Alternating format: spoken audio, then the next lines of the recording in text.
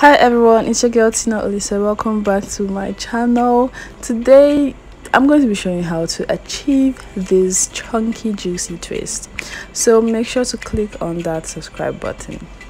Okay, I started off with freshly washed hair, and this is what my hair is looking like.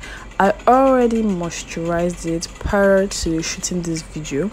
I'm just showing you the gel I use. It's like an edge, like a wax, like a styling wax actually.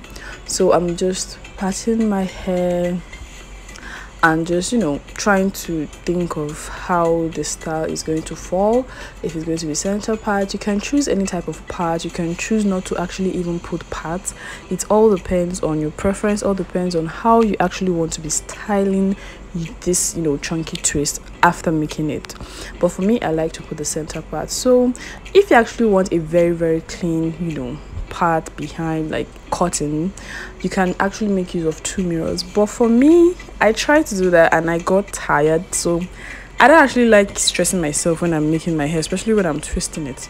So this is basically what this video is about, to show you how it is, not to actually show you how to patch your hair. So you make sure to start with patching your hair equally, like creating 3 equal hair basically, and then you start to plait. The thing is, if you don't know how to plait, you can decide to go straight on to twist, but I don't know, I just prefer plaiting it first before twisting it to give that type of tightness to the roots. So it all depends on your own preference, and once you're done with the 3 plaits, you can start twisting. And to get that chunkiness, make sure to twist loosely. As you can see, I am twisting it loosely. I'm not really twisting it that firm, so that I have that loose chunky look that I'm looking for.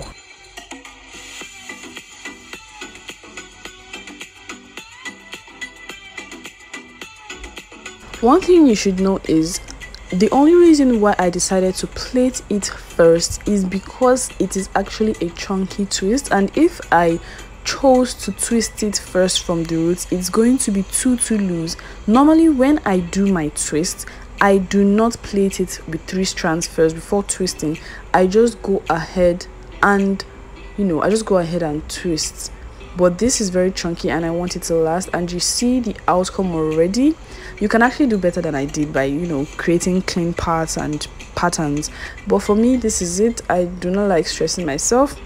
I just hope this video is quite detailed on how to achieve this chunky twist.